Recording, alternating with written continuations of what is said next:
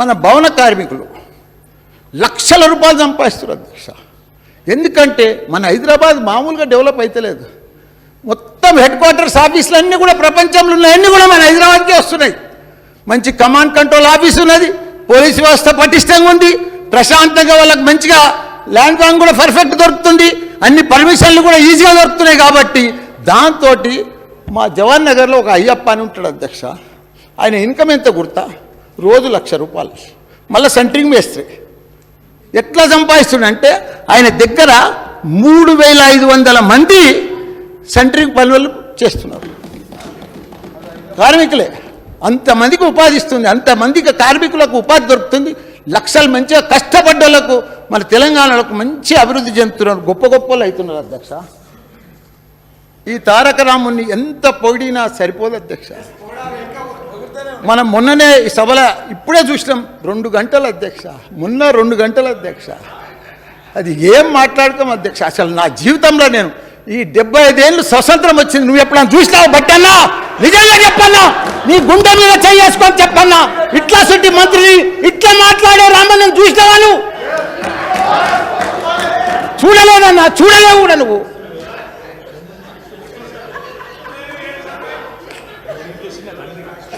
మొన్న ఈ సభలో గవర్నర్ గారి ప్రసంగానికి ధన్యవాదాలు తెలిపే సందర్భంగా అందరం కూడా విన్నాము.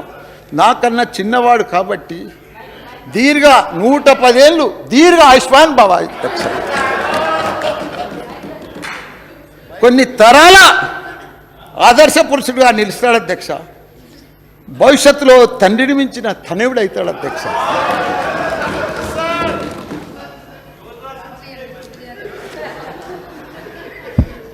మేము మంచి హృదయంతో కేంద్రానికి సలహాలు సూచనలు ఇచ్చినాం అధ్యక్ష. కానీ ఇంత కక్ష కడతారని కూడా ఊహించలేదు అధ్యక్ష. మేము మన చిన్నప్పుడు చదివిన ఒక సామెత చెప్తా అధ్యక్ష.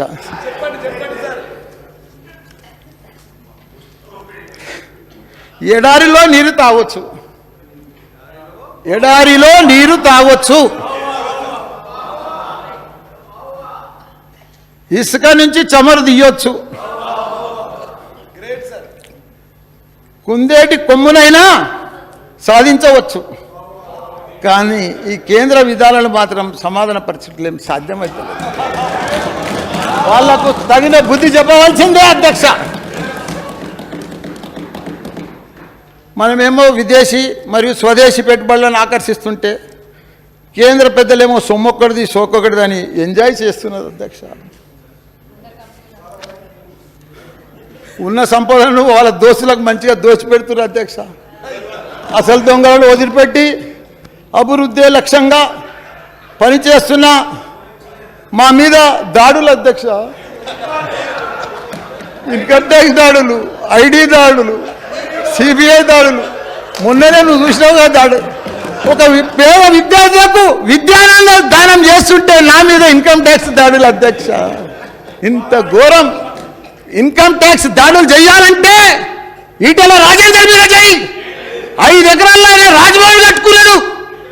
ఒక వివేక్ మీద చేయి, వెంకటస్వామి వివేక్ మీద చేయి, వాళ్ళ మీద చెయ్యరు అధ్యక్ష. మా సుంటి బోలా బాలోల మనుషుల మీద చేస్తారు అధ్యక్ష. साहब जी, बेचना अपना रिवाज है, बचाना हमारा काम है, धर्म को भी निभाना हमारा काम है. కొండంతో ఎలుకను పట్టినట్టుగా కేంద్ర పెద్దలు చెప్పేటి ఒకటి చేసి ఒకటి అధ్యక్ష. అభివృద్ధి అంటే అన్ని అమ్మేయడమేనా? మీ దోస్తులకు కట్టబెట్టడమేనా? నా కార్మికులు రుసురు పోసుకోవడమేనా? ఇంకా మీ దహం తీరనట్లేనా?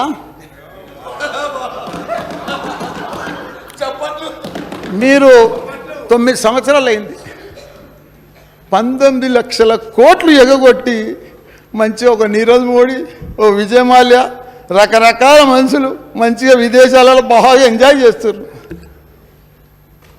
మీ అండదండలతో మంచిగా ఎంజాయ్ చేస్తున్నారు. పంచభూతాలను కూడా వదలదు రక్షక వీళ్ళు. మీ దోస్త్ అదానికి రైల్వేలు, పోర్ట్లు, ఎయిర్పోర్ట్లు, ఫ్యాక్టరీలు, ఇన్సూరెన్సులు, బ్యాంక్ సెక్టార్లు అన్నీ అప్పచెప్తే వాడు 10 దినాల 10 దినాలల్లా 10 లక్షల కోట్లు ఆవిరైపోయింది అధ్యక్ష వారి ఆస్తి. దేవుడు ఉన్నాడు అధ్యక్ష. ఒకనాడు ప్రపంచంలో నంబర్ 2 ప్లేస్కు పోయిండు. మొన్న ఏమైంది? 10 లక్షల కోట్లు 10 రోజులలో ఆవిరైపోయింది అధ్యక్ష.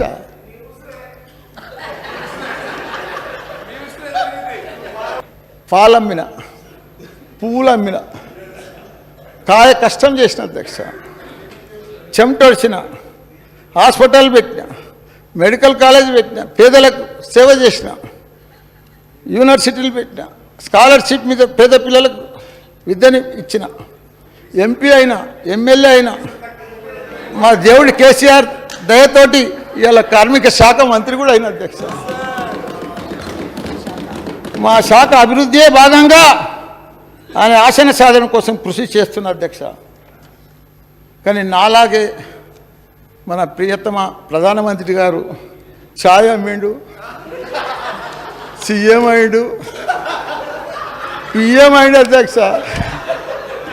కానీ దురదృష్టం ఏమిటంటే మనం నమ్మినాం అధ్యక్ష ఆయనను. ఇప్పుడు పబ్లిక్ సెక్టార్లో అమ్ముతున్నాడు, మన సింగరేణి సంస్థలు అమ్ముతున్నాడు. ఆయన ఏది వస్తే అది అమ్మటానికే తయారైంది. ఆయన ఛాయ్ అమ్మినట్టు అమ్ముతుండే అధ్యక్ష. ఇంత ఘోరం ఎప్పుడు కూడా చూడలేదు అధ్యక్ష. మన తెలుగింటి ఆడపడుచున్నది నిర్మలమ్మ, మన తెలుగువారి కోడలు, అటు పుట్టింటికి ఇటు మెట్టింటికి ఇంత అన్యాయం చేస్తామని మేము ఎప్పుడు ఊహించలేదమ్మా. పెద్ద ఫైనాన్స్ మినిస్టర్ మన ఊర్లోకి వచ్చి కామారెడ్డి కాను రేషన్ షాప్ల ముందు వచ్చి ఫోటో దిగిపోతుంది అధ్యక్ష. మీ ఊర్లోనే అధ్యక్ష. ఇంత ఘోరం ఎప్పుడు చూడలేదు అధ్యక్ష. ఓ సెంట్రల్ మినిస్టర్ నువ్వు, ఇంత ఘోరం మనం చూడలేదు అధ్యక్ష.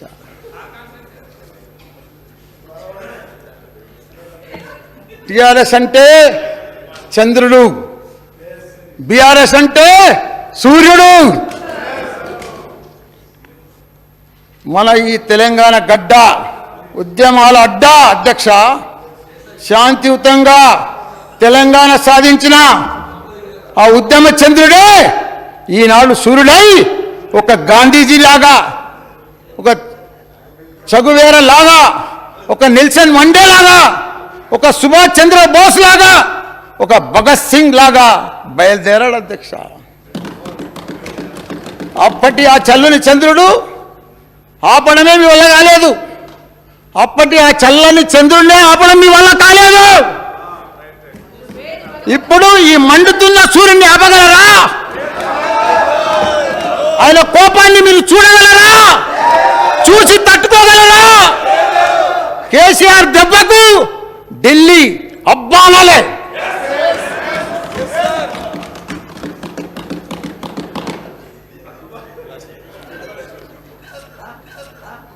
చిన్నప్పుడు ఒక సినిమా చూసిన అధ్యక్ష. నేను చాలా సినిమాలు చూసిన అధ్యక్ష. అందులో ఒకటి ముఖద్దర్ కా సికందర్ చూసిన అధ్యక్ష.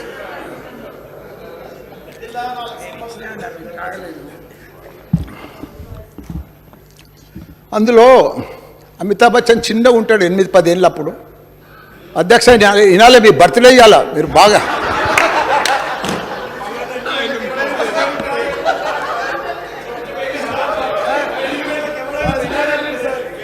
అయితే అమితాబ్ బచ్చన్ 8-10 ఏళ్ళు ఉంటాడు అధ్యక్ష.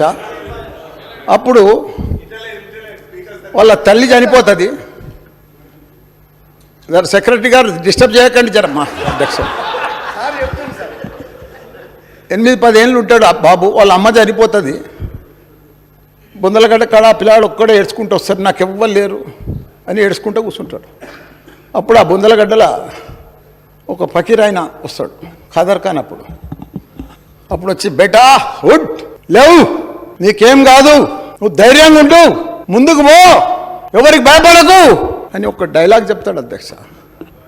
తక్దీర్ తెరే కద్మే రహతో ముకద్దర్ కా భాషా బనేగా అంటాడు అధ్యక్ష. తక్దీర్ తెరే కద్మే రహతో తప్పకుండా నువ్వు గ్యారంటీగా సీఎం అవుతావు అధ్యక్ష. రామన్న మన సార్ పిఎం అవుతాడు అధ్యక్ష.